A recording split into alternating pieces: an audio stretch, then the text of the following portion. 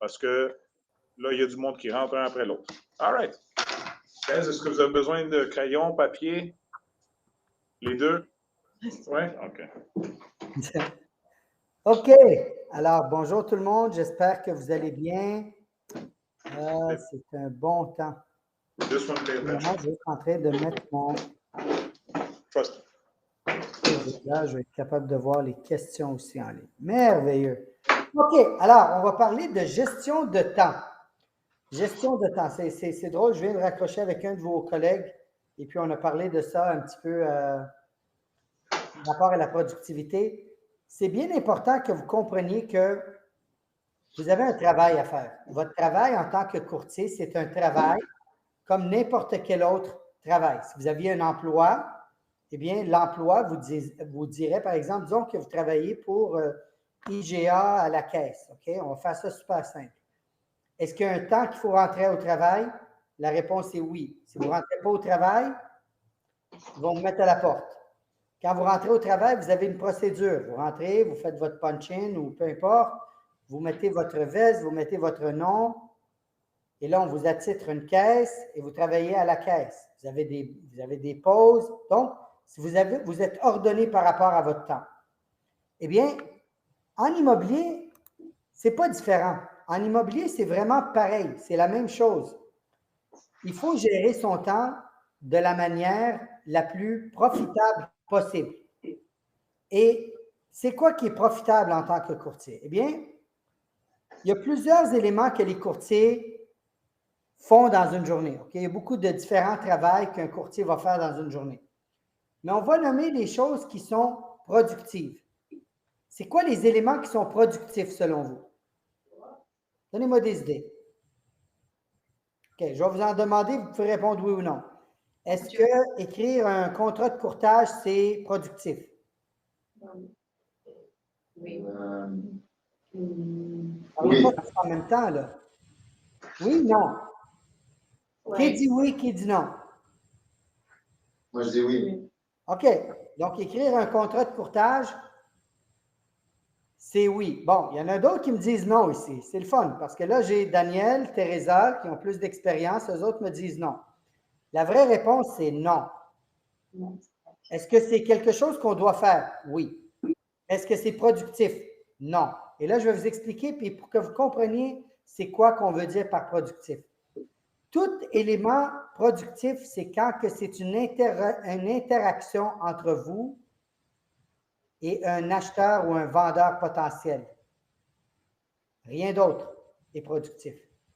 Si vous êtes en train de faire de la prospection au téléphone, il y a une possibilité que quelqu'un au téléphone vous donne un rendez-vous pour lister ou vendre ou acheter une propriété, c'est productif. Quand vous êtes assis devant le client, en train de négocier une promesse d'achat, c'est productif. Quand vous êtes assis devant un vendeur, que vous êtes en train de prendre son inscription, c'est productif. OK? Un autre élément qui est très productif, puis les gens ne le réalisent pas, c'est votre appel de service à la clientèle une fois par semaine que vous faites avec vos vendeurs. Pourquoi est-ce que c'est profitable? Pourquoi est-ce que c'est productif selon vous?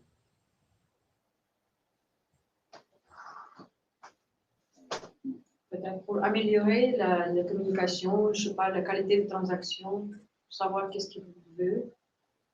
Okay, je reviens à la base. C'est quoi qui est productif? Ce qui est productif, c'est quand on parle avec des gens qui doivent vendre ou qui doivent acheter. On est d'accord? Oui. Mais ils ont déjà listé avec vous. Vous avez déjà le listing. Pourquoi est-ce que c'est quand même un temps qui est productif, le service à la clientèle? Alors, Catherine, elle me dit, tu demandes des références pendant les appels. Yes, ça c'est une chose, oui. Good customer service can bring more referrals. Yes, same right answer. Mais il y a une deuxième réponse aussi à ça. Une deuxième qui est très importante. Si la propriété n'est pas vendue au bout de 3 semaines, qu'est-ce qu'on doit faire? Ajuster le prix. Si on ajuste le prix, est-ce qu'on a plus de chances de vendre? Oui. Alors, est-ce que c'est profitable? Est-ce que c'est productif d'avoir une conversation? Oui. Et voilà. OK? Donc, Quand vous allez faire votre plan de travail, votre cédule de travail, dans la cédule de travail, vous devriez avoir un minimum de 30 minutes à chaque heure qui est productif. Donc, si vous travaillez 8 heures dans une journée, 4 de ces heures-là doivent être directement avec des clients. Directement. Que ce soit de la prospection, que ce soit de cogner aux portes, que ce soit du service à la clientèle du client existant en demandant des références, pas juste parler pour parler. OK? Et quatrièmement, si vous êtes en train d'ajuster les prix. Donc, est-ce qu'on peut déléguer l'écriture d'un contrat de courtage à une adjointe? Oui. Est-ce que vous devez, en tant que professionnel, le vérifier? Oui. C'est votre responsabilité, on s'entend? Oui. Mais le remplissage, la paperasse, commander un certificat de localisation, scanner des documents, mettre ça dans EasyMax, ça, c'est tout du travail qui peut être délégué. Ça, c'est un travail qui n'est pas productif. Donc, c'est bien important de comprendre qu'à chaque heure dans votre journée, vous devriez avoir 30 minutes de productivité. Si vous n'êtes pas au téléphone ou en personne avec un acheteur ou un vendeur un minimum de 4 heures par jour, c'est que vous ne travaillez pas à temps plein. Voulez-vous que je répète ce que je viens de dire? Oui. Ouais. OK. Si vous n'êtes pas un minimum de 4 heures par jour avec un client au téléphone ou en personne, vous ne travaillez pas à temps plein comme courtier. Vous êtes un courtier à temps partiel. Ça, c'est un minimum. Alors, je vais vous poser la question. Qui d'entre vous ici passe plus de 4 heures avec des clients par jour? Pas encore. C'est pas la seule. OK? C'est pas la seule. Je vais vous dire de quoi, les amis. Si vous voulez vraiment bâtir une entreprise solide et profitable, il faut absolument que vous compreniez que 50% de votre temps dans une journée, 50% de votre temps dans une journée de travail doit être avec des acheteurs ou des vendeurs ou au téléphone en train de prospecter. Si vous faites moins que ça, vous êtes un courtier à temps partiel. OK? Alors, si vous limitez votre temps, je vais vous expliquer quelque chose, d'accord? Si vous dites que, OK, Fadi vient de me dire que pour être à temps plein en immobilier, il faut 4 heures avec un client au téléphone. Puis je vous ai dit plus tôt que chaque heure, 30 minutes devrait être productif. Alors, c'est pour ça que je vous dis 8 heures, la moitié de 8 heures, c'est 4 heures. Donc, 4 heures au téléphone avec un client, ça fait en sorte que vous êtes productif. On est d'accord? Oui. OK. Là, je vais vous poser une question. Si vous restreignez le temps de travail que vous avez, si vous dites, OK, Fadi m'a dit qu'il faut que je sois 4 heures au téléphone avec un acheteur ou un vendeur ou en train de prospecter. Est-ce que c'est possible de travailler seulement 4 heures par jour? C'est pas possible. Je répète la question. Je répète la question. Je répète la question. Fadi vous a dit, dans une journée, pour travailler à temps plein en immobilier pendant 5 jours, il faut être au moins la moitié du temps, être au téléphone avec un acheteur ou un vendeur ou être face à face avec un client. OK? C'est clair jusqu'à date? Pourquoi c'est 4 heures? 50% du temps. 50% du temps. Bravo, parfait. Alors, est-ce que c'est possible, en théorie, de travailler 20 heures par semaine, mais de faire de l'immobilier à temps plein? Non. Oui. Si on va déléguer le paperasse à quelqu'un On d'autre, délègue tout, mais qu'on ne s'occupe que du client, est-ce que c'est possible de travailler 20 heures et être à temps plein en immobilier? Oui. je pense que oui. Oui. Oui, parce que mathématiquement, c'est oui. Alors, je vais vous donner un petit truc. Plus vous allez limiter le temps que vous travaillez, plus que ça vous oblige d'être efficace avec votre temps. OK. Je vais vous donner un exemple. Vous avez tous été à l'école, on a tous été à l'école à un moment donné dans notre vie. Quand un professeur vous donnait un travail à faire et qu'il vous disait vous avez 1 mois pour le faire, en réalité, là, quand est-ce que vous le faisiez? La veille. La dernière semaine. La veille ou la dernière semaine. OK? Et on laissait le temps passer, on laissait le temps passer, et quand ça devenait important, on le faisait. Right? Yep. Et ou pas? J'ai Ouais. 2 enfants, OK? On a tous été enfants, on a tout fait. Alors, ça, c'est la réalité. La réalité, c'est qu'on attend la dernière minute pour faire n'importe quoi qu'on doit faire. OK? Alors, en théorie, pas en théorie, en pratique, si vous limitez le temps de votre travail, si vous dites, moi là, je ne veux pas travailler plus que 8 heures par jour, du lundi au vendredi. Vous avez 40 heures. Si je vous dis, OK, il faut faire une vente par semaine, il faut aller chercher un listing par semaine pour survivre en immobilier et bâtir une entreprise solide. Vous me dites, OK, Fadi, pour aller chercher mon listing, j'ai besoin de faire X nombre de contacts. Parfait, c'est combien de contacts? On va prendre un chiffre, on va dire 150. 150 contacts égale un listing. 150 contacts, si on fait 30 contacts par jour, est-ce qu'on est capable de travailler en 3 heures, faire 30 contacts? Ben oui. Ouais. Oui, 10 contacts à l'heure, c'est facile à faire. Parfait. Alors, ça, c'est 3 fois 5, 15 heures. Est-ce que ça peut prendre à peu près 1 heure entre le temps de vous déplacer chez le client et de revenir à votre bureau pour aller chercher une inscription? Est-ce qu'on peut dire peut-être 1 heure de plus? Ouais. Ça se peut. OK. Fait qu'on est à 15 plus 1, on est rendu à 16 heures. OK? Oui. Qu'est-ce qu'il y a d'autre qui est important après ça? Qui est productif? Je vais vous poser la question différemment. Si vous avez pris l'inscription, est-ce que vous êtes obligé vous-même de rentrer la saisie à la source? Non. Est-ce que vous êtes obligé vous-même de scanner tous les documents? Non. Non. Est-ce que vous êtes obligé vous-même de les mettre dans EasyMax? Non. Est-ce que vous êtes obligé de prendre le téléphone puis de coordonner le photographe? Non, on peut déléguer. Non. Est-ce que vous êtes obligé de demander vous-même aller chercher les documents du client pour les scanner? Non. Est-ce que vous êtes obligé de rentrer les photos que vous allez recevoir dans Centris? Non. Vous-même, est-ce que vous êtes obligé? Non. Non.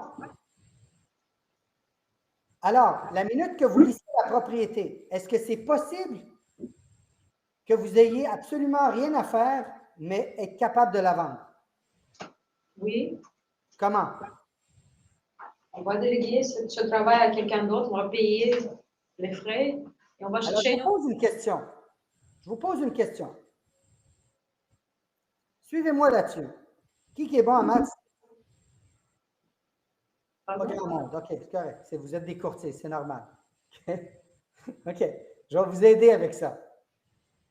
Une vente dans la grande région de Montréal, ça vaut quoi une maison à Montréal? 600 000 aujourd'hui? 650. 650. On va rendre ça simple. 2 2,5 de commission là-dessus, c'est combien?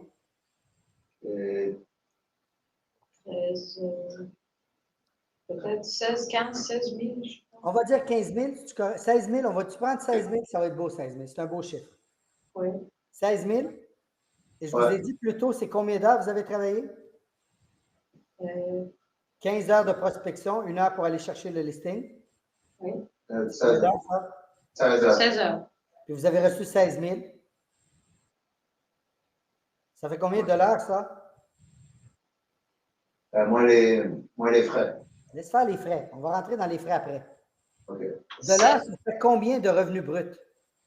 Ça fait 1000. C'est 1 000 de l'heure.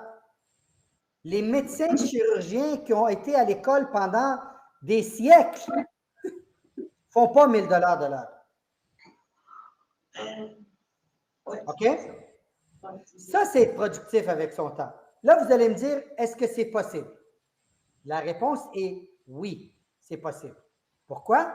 Parce que vous avez une personne devant vous qui faisait ça. C'était à peu près ce que j'étais capable de faire avec le temps que j'avais à faire. Mais je vais vous expliquer quelque chose. Est-ce que je déléguais beaucoup de choses? Oui.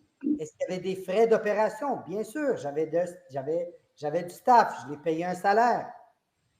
Donc, mon revenu n'était pas 1 000 $ net. On s'entend. Mais est-ce que c'est faisable? Et la réponse est oui. Le truc, si vous voulez vraiment arriver à ça, il faut absolument que vous compreniez comment limiter votre temps de travail. Plus vous allez limiter votre temps de travail avec les mêmes objectifs, plus que vous allez sortir des idées, comment déléguer et comment se concentrer sur la prospection et l'inscription. Vous allez être beaucoup plus efficace avec le temps. D'accord? Alors, au début d'une année, c'est bien important de déterminer le nombre de jours. Puis vous allez voir, avec le plan d'affaires qu'on va faire ensemble, en passant le 28 mars, on va avoir un grand gathering au bureau. Les gens de la Rive-Sud vont venir nous visiter au bureau de Montréal. On va être beaucoup de gens, ça va être vraiment le fun. On va faire une belle journée. Et dans cette journée-là, je vais faire avec vous un plan d'affaires. Okay? On le fait dans le bootcamp, on le fait durant l'année, mais je vais le refaire avec vous moi-même. Un des éléments lorsque vous faites votre plan d'affaires, c'est au début de l'année, vous devez déterminer le nombre de jours que vous allez travailler. Le nombre de jours que vous allez travailler. OK. Est-ce que je vais travailler 5 jours dans la semaine? Oui. Est-ce que je vais travailler 52 semaines? Mais non, je vais prendre des vacances. Parfait. Combien de semaines de vacances est-ce que je prends? On va dire 2, 3, peu importe. OK.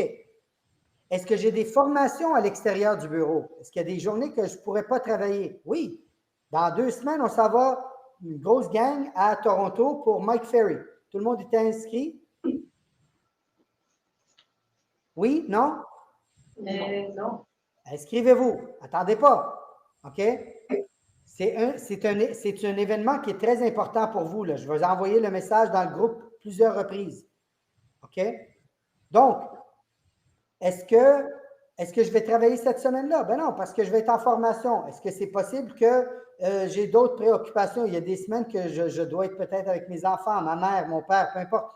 Alors, on enlève les journées qu'on ne travaille pas. Donc, vous prenez votre année et vous dites combien de jours je vais vraiment travailler. Une fois qu'on a fait ça, on enlève 10 %.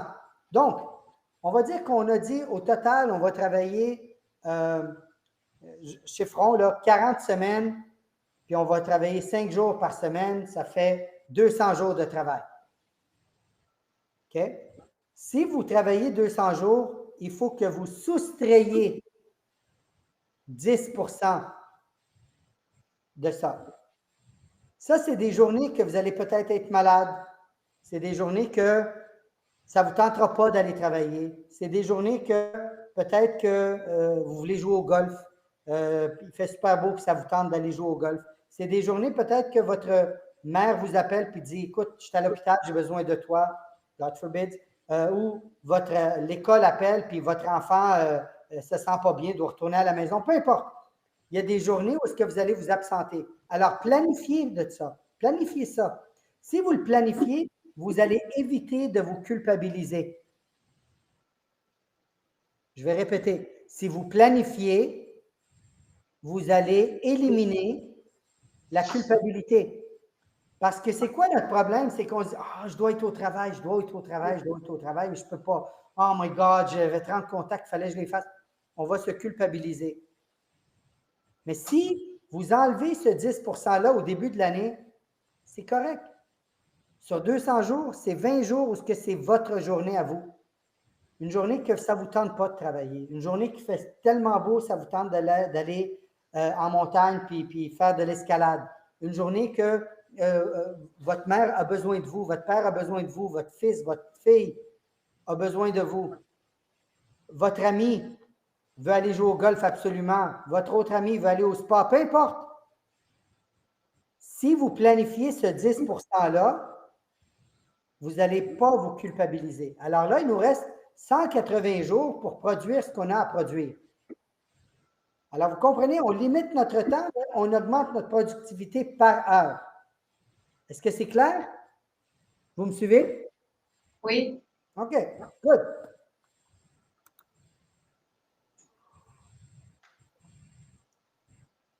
OK. Votre horaire est basé sur quoi? Mais sur quoi? Il faut se fixer l'horaire pour tous les jours. OK, mais il est basé sur quoi? Je vais poser la question différemment. Disponibilité. Je vais poser la question différemment, OK?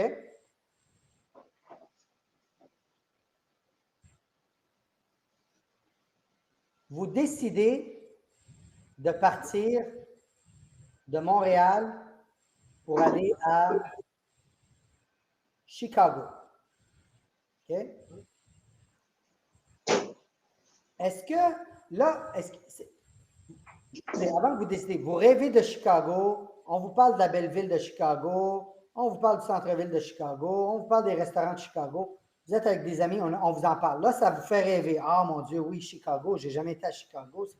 Ça ne serait pas une ville que je penserais, mais Jean et Marie et Christian et Fadi, ils ont tous été à Chicago, ils m'ont parlé de Chicago, c'est beau, j'aimerais y aller. Ça, c'est un rêve. On est d'accord? Oui. C'est quelque chose qu'on veut faire. OK.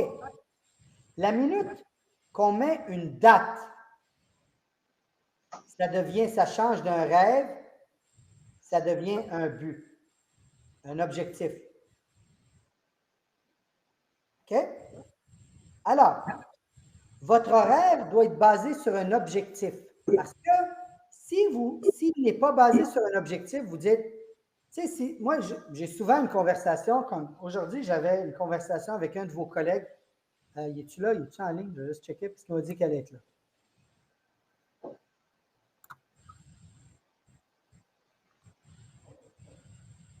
Non, je ne le vois pas. Peut-être ah oui, il est là. Il dit oui. OK, c'est bon.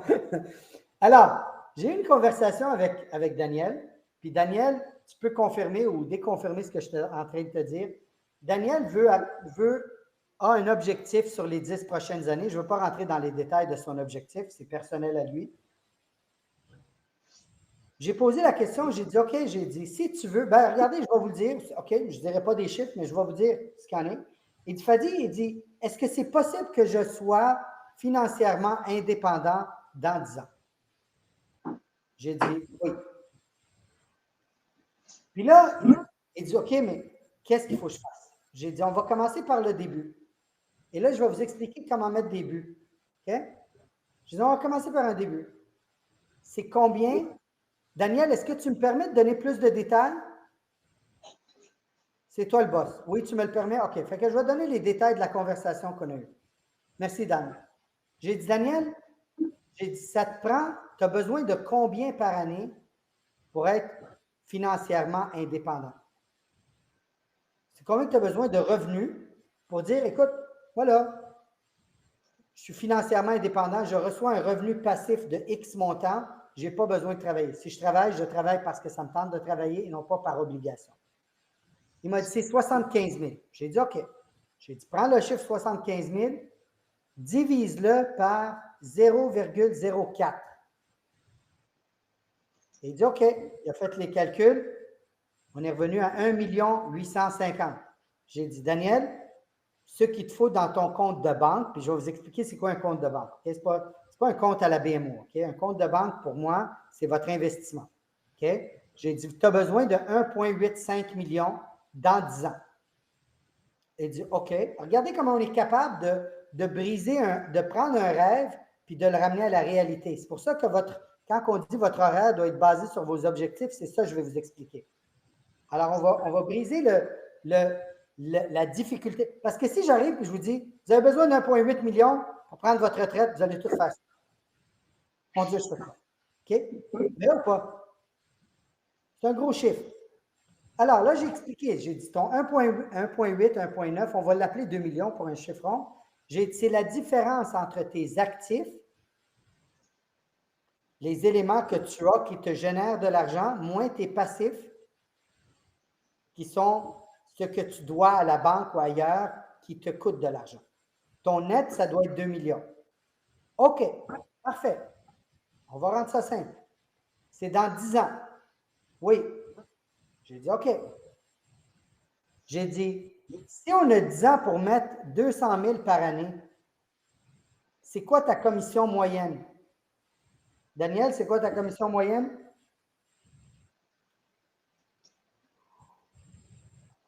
« 8 700. » Alors, j'ai dit, OK, Dan. Là, on est capable de briser le 2 millions sur 10 ans. On est capable de le ramener à 200 000. Est-ce que 200 000, c'est un petit peu plus acceptable que 2 millions dans votre tête? Oui. Oui, c'est pas mal plus facile à absorber. OK. Là, on dit, on va prendre un chiffre, on va dire c'est 10 000, OK? Parce que c'était moins que ça, mais on va dire c'est 10 000 sa commission moyenne. Oh, gars, on va continuer avec celle que tu as, Dan, on va travailler là-dessus. On va prendre 1 million, c'était 1 850 divisé par 10, divisé par 8 700. C'est combien de transactions, Daniel? C'est combien de transactions, ça?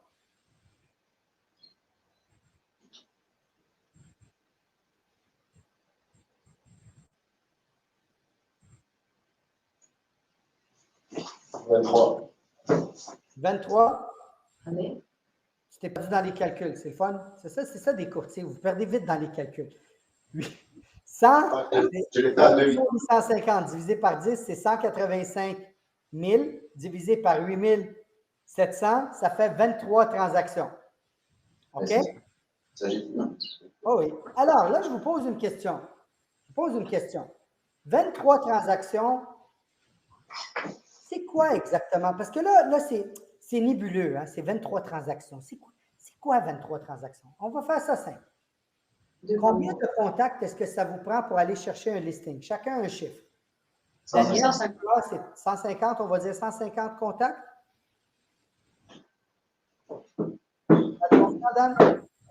Fait que pour aller chercher 23 transactions de plus dans son revenu annuel, on va prendre 23 fois 150.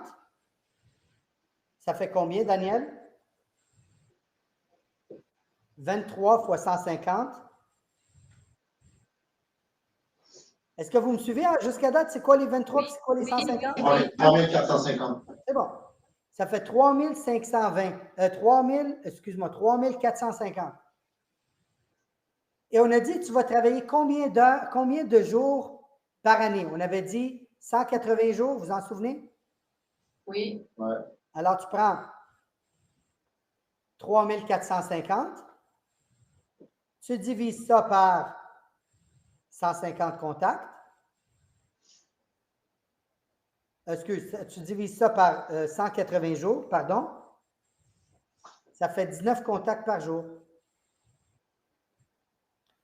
Est-ce que c'est pas mal plus facile de dire à Daniel, pour avoir tout ce que tu veux avoir à l'âge de 45 ans, pour avoir une indépendance financière, il faut que tu parles à 19 personnes par jour.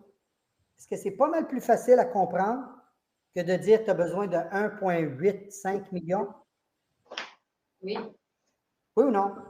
Oui. Est-ce que tout le monde ici est capable de parler à 19 personnes? Oui.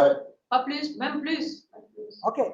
Alors là, j'ai Yasmine qui vient tout de suite rapidement me dire ce n'est pas net. Non, ce n'est pas net. Mais en réalité, tu n'as pas besoin de 185 000 non plus. OK? La réalité, c'est que à chaque fois que tu investis ton argent, tu as un revenu sur cet argent-là qui est compilé. OK?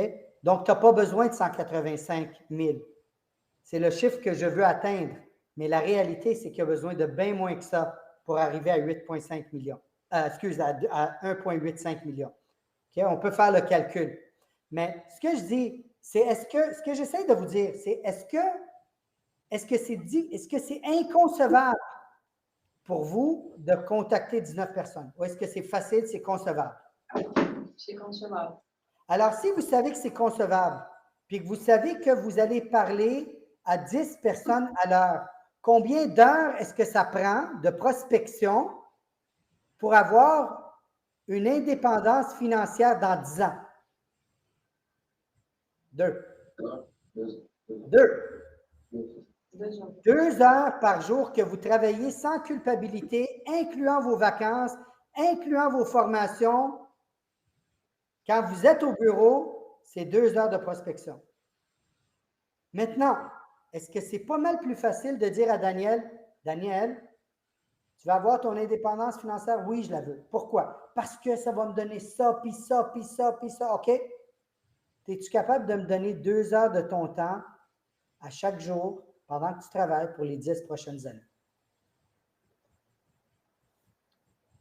Si je ne t'avais pas donné le breakdown, Daniel, puis je t'avais dit, il te faut 1,85 million, quelles sont les chances que tu arrives avec une solution aussi simple que celle que je t'ai amenée?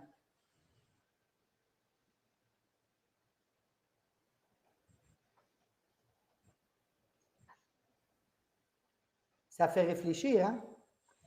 C'est ce que j'essaie de vous dire depuis tantôt. Votre horaire doit toujours être basé sur vos objectifs que vous vous êtes fixés pour l'année ou pour les 10 prochaines années. C'est un objectif qui doit être clair. Est-ce que c'était clair, sa question au début? Il dit, est-ce que je veux avoir mon indépendance financière? Est-ce que c'est vague, ça? Ben oui, c'est vague. Il fallait que je précise. Combien tu as besoin par année? J'ai besoin de ça. Parfait. Une fois que tu le sais, la méthodologie pour se rendre, c'est facile. Savez-vous, il y a le problème? Le problème, c'est que vous vous concentrez sur le comment au lieu de vous concentrer sur le quoi et le pourquoi. Qu'est-ce que je veux et pourquoi je le veux? Qu'est-ce que je veux et pourquoi je le veux? Quand tu sais pourquoi tu veux quelque chose, la méthodologie pour y arriver, c'est une conversation de 10-15 minutes avec Fadi. Ce n'est pas plus long que ça. Puis il va vous donner tout le chemin pour le faire. Maintenant, si j'avais dit à Daniel, Daniel, travaille 2 heures par jour puis tu vas avoir une indépendance financière dans 10 ans, est-ce qu'il va me croire? Non. Non. Il ne m'aurait pas cru. Est-ce que tu m'aurais cru, Dan? Honnêtement?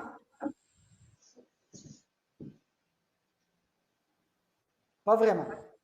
Puis il me fait confiance, puis il ne m'aurait pas cru. Imaginez-vous, je suis un menteur devant lui. OK? Ce que je vous dis, c'est que ne stressez pas avec le comment. Le comment, c'est la chose la plus facile. Le pourquoi et le quoi, c'est les choses les plus difficiles. Qu'est-ce que je veux et pourquoi je le veux? Une fois que vous avez ça, vous êtes capable de ramener ça à la réalité, ramener ça à du concret, ramener ça à un objectif et un plan de travail. OK? Fait que votre horaire doit être basé sur vos objectifs fixés au début de l'année ou quand vous rentrez en immobilier. Rien d'autre. Absolument rien d'autre. OK? Est-ce que vous me suivez? Oui. Good. Alors, si vous voulez avoir un horaire précis va résoudre tous vos problèmes de production. Tous vos problèmes de production vont être résolus avec un horaire précis. Par contre, c'est quoi un horaire précis? Si tu t'en souviens, Daniel, je t'ai dit tantôt, tu as dit, OK, Fadi, j'ai pris 3 rendez-vous avec des clients, à vente par propriétaire, expiré, peu importe. Je t'ai posé une question. Ma première question, quand tu m'as dit, tu as pris combien de rendez-vous, c'est quoi ma question? Qu'est-ce que je t'ai posé comme question?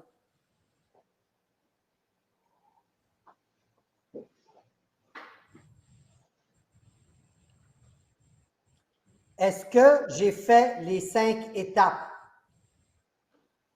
Qu'est-ce que tu m'as répondu, Daniel, honnêtement?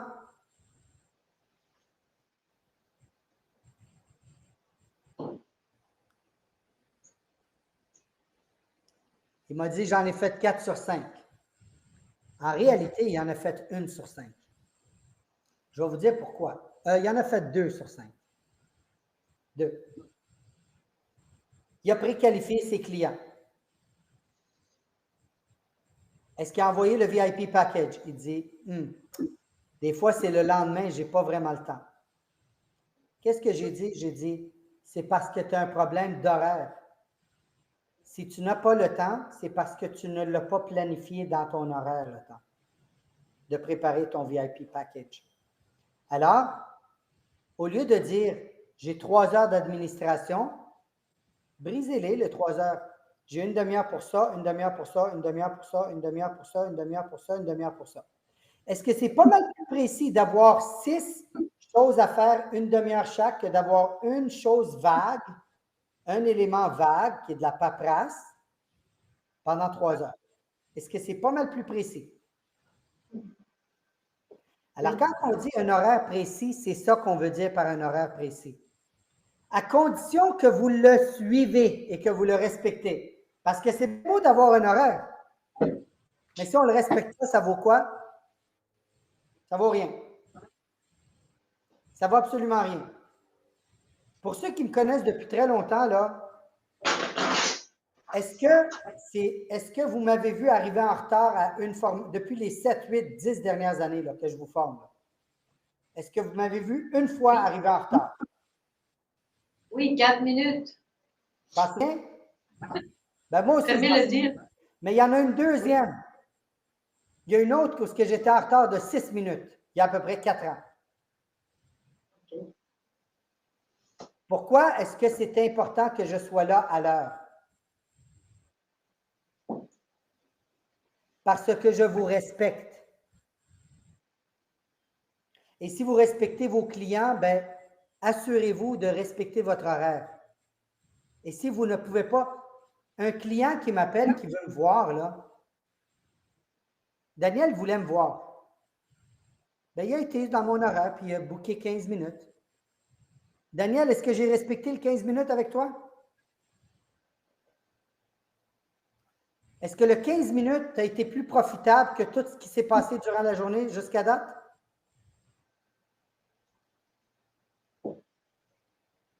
À 100%. Pourquoi est-ce que ce 15 minutes-là était profitable pour Daniel? Parce que mon attention était sur Daniel pendant 15 minutes. Parce que pendant ces 15 minutes-là, je ne répondais pas à des textes, puis je n'étais pas en train d'écrire un courriel. Ces 15 minutes-là, c'était Daniel.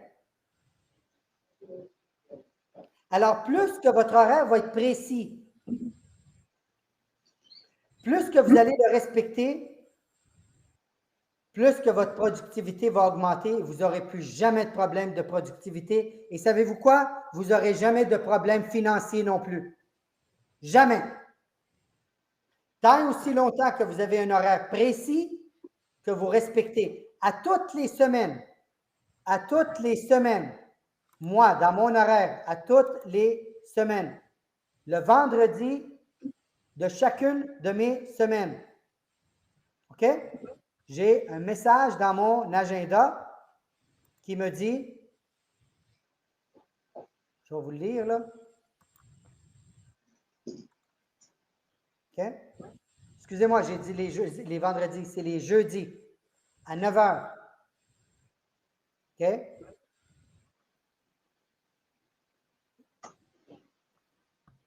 Voilà, les jeudis à 9 h, excusez, à 3 h.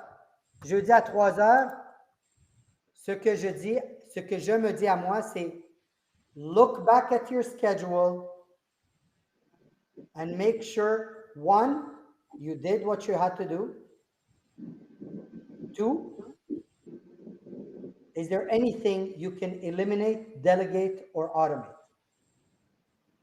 Je répète en français. 2 éléments. La première, c'est est-ce que tu as fait tout ce que tu as dû faire pendant la semaine? Le deuxième élément, c'est est-ce qu'il y a des choses que tu peux éliminer, déléguer ou automatiser? À chaque semaine, je regarde ma semaine pour être encore plus efficace la semaine d'après. C'est bon? Oui. OK. Alors, une des plus grosses erreurs de beaucoup de courtiers, c'est qu'ils vont regarder l'horaire d'un courtier productif. Ils vont dire, je veux copier l'horaire de X, Y, Z. OK? Je veux copier l'horaire de Fadi. Je veux copier l'horaire de Karim. Non. Non. Votre horaire vous appartient. Votre horaire vous appartient, mais il doit être basé sur votre productivité. Parce que ça se peut que Fadi, s'il était au téléphone, ça y prenne 70 contacts pour avoir un rendez-vous. Puis que Marie-Pierre, elle, ça y prend 180 contacts pour avoir un rendez-vous. Est-ce que ça va être le même horaire? Non. Non. Donc, basez-vous sur votre objectif annuel. C'est quoi mon objectif pour l'année? Pourquoi que je veux cet objectif-là et c'est quoi qui est important par rapport à ça? Si vous me dites, Fadi, je veux faire 200 000, ça ne me dit absolument rien. Ce que je vais vous demander, la prochaine question, c'est pourquoi tu veux faire 200 000? Ben, parce que je veux faire 200 000. OK. Ça va te rapporter quoi, 200 000? De l'argent. OK. Va plus loin, là. C'est quoi que tu vas faire avec cet argent-là? Tu vas la manger, l'argent? Non, non, je veux une nouvelle voiture. OK. C'est quoi la nouvelle voiture? Ben, je veux une BMW. Parfait. Laquelle? La série 3. Ça coûte combien? 60 000. D'accord. Ça coûte combien par mois, ça? Ça coûte 2 000 $. OK. Là, on commence à avoir des chiffres. C'est quoi que ça prend pour payer le 2 000 $? Bien, ça prend un listing vendu à tous les 5 mois. Ah! Comment ça? Notre BMW elle commence à devenir réaliste. Ça prend 2 listings par année. OK. Marie-Pierre, combien de contacts ça te prend par listing? 180, Fadi. Parfait. Tu as besoin de 2 nouveaux, 2 de plus. 2 fois 180, 360. Tu travailles combien d'heures, combien de journées? 200. 360 divisé par 200. Comment ça va des chiffres, là? Tu parles avec 2 personnes par jour. Là, si je te pose la question, je vais dire à Marie-Pierre, est-ce que ta BMW vaut 10 minutes de ton temps par jour? Oui. Est-ce qu'en 10 minutes, tu es capable de parler à 2 personnes? Et on a fait les calculs. Si tu travailles 200 jours, fois 2 heures, fois 2 contacts par jour de plus, tu vas aller chercher 2 inscriptions. Commission moyenne, on va dire 10 000 $, 20 000 par année. Ta voiture, elle te coûte 20 000 par année. Boum, tu as une BMW. C'est aussi simple que ça, les amis. C'est aussi simple que ça, mais il faut connaître vos chiffres. Il faut écrire vos chiffres à tous les jours pour savoir combien de contacts ça me prend par rendez-vous, savoir combien de rendez-vous ça me prend pour aller chercher une inscription, savoir pourquoi cette inscription-là, je l'ai eue, puis celle-là, je ne l'ai pas eue. Qu'est-ce qu'il faut que j'améliore? Qu'est-ce qu'il faut que je change dans mon horaire? C'est quelque chose qu'il faut que vous travailliez à tous les jours, à toutes les semaines. Okay? C'est comme ça qu'on développe une entreprise. Okay? Alors, votre horaire quotidien, lui, doit être conservé dans un endroit qu'il puisse être vu par un grand nombre de personnes. Savez-vous combien de personnes ont accès à mon agenda? Je ne sais même plus, je suis rendu à combien. Attends un peu, laissez-moi voir, je suis curieux. Même moi, je ne sais pas. Combien de personnes ont accès à mon agenda?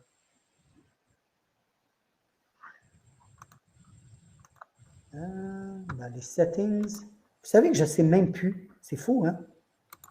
J'ai tellement donné d'accès. Tout le monde voit ce que je fais pendant la journée. Je suis obligé de faire ce que je dis que je vais faire.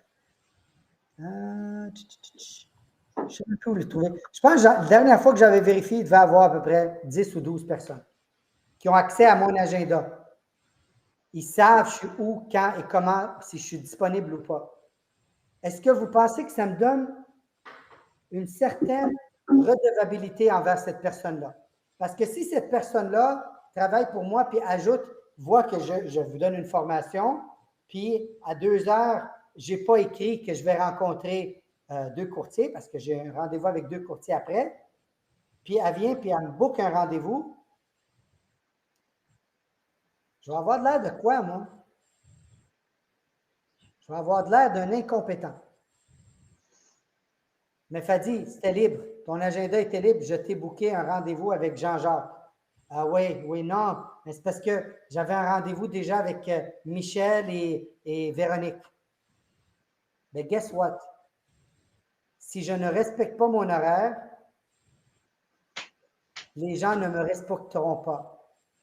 Et si je veux être responsable, si je veux avoir une certaine responsabilisation envers mon travail, ben, il faut que je suive mon horaire. Si vous n'avez pas d'horaire, vous n'allez pas aller plus loin. Il y a quelqu'un qui vient de rentrer. Elias. Ça va, Elias? Oui. Elias, je vais te poser une question. Oui. Tu te souviens, il y a à peu près 3 semaines ou 4 semaines, on parlait de l'horaire, puis tu m'as dit, Fadi, depuis que je rentre tout dans mon horaire, je réussis à tout finir ce que j'ai à faire dans une journée, n'est-ce pas?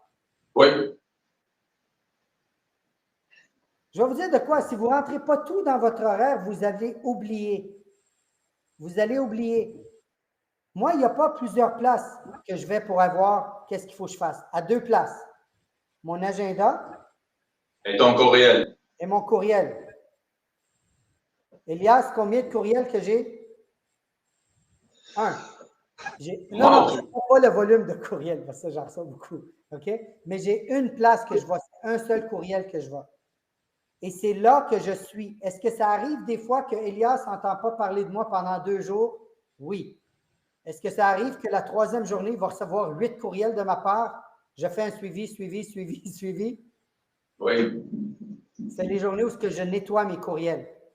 Oui, mais ça marche. Dans mon inbox. Oui. Pardon. Alors, Elias travaille beaucoup avec moi, c'est mon associé et c'est mon cousin. Et une des choses que j'ai appris à Elias au début, puis celle-là, je pense que ça l'a aidé, mais je vais laisser le dire, c'est que j'ai dit à chaque fois que tu envoies un courriel à quelqu'un puis tu attends une réponse, copie-toi dessus. Et tu auras juste besoin d'aller dans ta boîte inbox. Et si tu ajoutes dans ton horaire tous les détails, le inbox, 10 minutes avant ton rendez-vous ou la chose qu'il faut que tu fasses, Google va t'envoyer un courriel. Et donc, la seule place où je vais vraiment, c'est dans Google. C'est dans mon inbox. Et la seule place que tu as le droit, j'ai le droit de rencontrer quelqu'un, de parler à quelqu'un ou de faire de quoi de ma journée, c'est dans mon agenda. Et c'est comme ça, plus de gens vont avoir accès à votre agenda, plus que ça va vous responsabiliser envers leur productivité. Envers votre productivité, pardon. C'est bon? Alors. Après, je commence cette procédure. J'ai réduit les perdus. J'ai perdu oublier quelque chose. C'était pas capable d'oublier. Parce que si tu pas déléter le courriel, l'action, c'est pas complète. Si tu n'effaces pas les courriels, ça veut dire que la job n'a pas été faite. Exact. Ça veut dire que c'est quelque chose que tu dois faire. Et si vous vous en souvenez, ce que je vous ai dit, c'est que vous devez mettre un temps dans une journée pour peut-être aller dans votre inbox, mais appelez-le, dites pas paperasse. Écrivez, par exemple, à tous les jours, de 1 heure à 2 heures, ou de 1 heure et demie à 2 heures, c'est vider ma boîte de courriel. Et là, vous le faites à tous les jours. OK? Donc, c'est un travail qui est de longue haleine au début, mais une fois que vous vous habituez à un système, là, vous n'oubliez plus aucune tâche qu'il faut faire. Moi, Elias, souvent, on va se parler au téléphone, puis il va me dire, puis Karim, puis tout le monde là, qui travaille avec moi, je vais dire, OK, ben, envoie-moi telle chose. Quand si je te dis, Elias, OK, Elias, envoie-moi tel document, c'est quoi tu me dis? Oui, maintenant, oui, tout de suite. Tout de suite. Il va me l'envoyer. Ou s'il est occupé, il va me dire, envoie-moi un courriel. Hein, Elias? Oui. À mon titre, je vais dire, envoie-moi tel document. Fini. Il ne peut plus l'oublier. Pourquoi? Parce qu'il va à une seule place. Okay? Allez pas à trop de places. Rendez pas ça trop compliqué avec des couleurs. Allez à une place. Simple. OK? Si vous savez que, si vous traitez vos activités comme s'il s'agissait d'une vraie job, un vrai emploi, ça va vous permettre de suivre votre horaire plus facilement. Si vous avez un horaire puis qui dit, moi, je vais travailler 4 jours, 5 jours semaine, puis je veux travailler de 9 heures à 4 heures de l'après-midi. Eh bien, ça, c'est vos heures de travail. Arrangez-vous pour que ça soit plein. Plein. Il ne doit pas avoir aucun vide là-dedans. C'est des temps vides là-dedans, c'est parce que vous n'êtes pas efficace. Si vous me dites, ben, j'ai beaucoup de temps libre, ben ça veut dire que tu travailles trop. Donc, ça ne devrait peut-être pas être de 9 heures à 5 heures. Peut-être que tu pourrais faire ça de 9 heures à midi. Là, tu vas me dire, Fadi, je n'aurais jamais assez le temps de faire tout. Ah! Eh bien là, c'est un choix. C'est quoi tout? Et c'est quoi les éléments importants? Est-ce que si de parler avec un client, c'est important? On a dit oui. Envoyer un courriel, est-ce que c'est important? Ça dépend. Si le courriel va me ramener quelque chose de l'argent, alors oui. Si le courriel, c'est pour déléguer un travail, alors oui. Mais si le courriel, c'est juste pour envoyer une joke ou une blague à quelqu'un, c'est non. Ça peut se faire le soir devant la télé. OK? Vous me suivez? Oui. Oui. Alors, pensez-y, là. Ce que vous avez présentement, ce que vous faites à la journée longue, c'est un emploi. Si vous travaillez pour quelqu'un, est-ce que cette personne-là s'attend à ce que vous travaillez les 8 heures pour lui? Si vous payez un salaire? Oui. Ouais. Ben, vous êtes vos propres patrons. Vous êtes vos propres patrons. Vous devez rapporter votre travail à votre entreprise. D'accord? Oui. OK. Alors, effectuez un suivi pour votre temps de travail, les heures par heure. Une des choses que je vais vous suggérer de faire, c'est de mettre un rappel à tous les heures, un petit bip, puis vous allez regarder la dernière heure que vous avez travaillé. Et là, vous allez dire, est-ce que c'était un temps productif, oui ou non? Si vous êtes capable de faire ça pendant une semaine, pas plus, une semaine, à chaque heure, vous regardez l'heure avant et vous mettez un pourcentage. 100% était productif. Pourquoi? Parce que j'étais au téléphone, j'ai parlé avec 10 clients. 100% était productif, j'étais avec un acheteur en train de lui montrer une maison. 100% ou 50% était productif parce que j'ai fait une présentation d'affaires, puis après ça, on a jasé de football avec le vendeur. Okay? J'ai été 1 heure chez lui, mais 30 minutes. Après 30 minutes, il avait signé, mais l'autre demi-heure, je l'ai perdu à parler de football. Est-ce que c'est productif? Non. Est-ce que vous voulez le faire pour plaire à votre client? Peut-être. OK? Mais est-ce que c'est productif? Non, vous auriez pu quitter. Et là, vous allez regarder le pourcentage de temps que vous êtes productif. La productivité, c'est vous êtes avec un vendeur ou un acheteur, vous êtes au téléphone ou vous êtes en personne avec lui. C'est tout. C'est bon? Alors, pour ceux qui ne se sont pas inscrits encore, Zoé vous a contacté à plusieurs reprises de l'équipe de Mike Ferry pour Toronto le 4, 5 et 6 avril. Moi, je vais être là. Beaucoup d'entre vous sont déjà enregistrés. Si vous ne l'êtes pas, je vous suggère fortement de vous inscrire. Vous allez avoir 50% de rabais parce que vous travaillez pour Royal Lepage. Fait que c'est seulement 100 $ plus votre accommodation, puis vous pouvez y aller en auto. Okay? Mettez-vous, vous pouvez mettre 2-3 personnes en auto, puis splitter ça, ça ne coûte pas cher. C'est une des formations les plus importantes de l'année. Ne la manquez pas. OK? Est-ce que vous avez des questions pour moi? Questions pour moi? En ligne, est-ce que vous avez des questions? Oui, je vois une question qui rentre. Non, pas de question. OK. Merci beaucoup, les amis. Merci d'être venus. Merci beaucoup.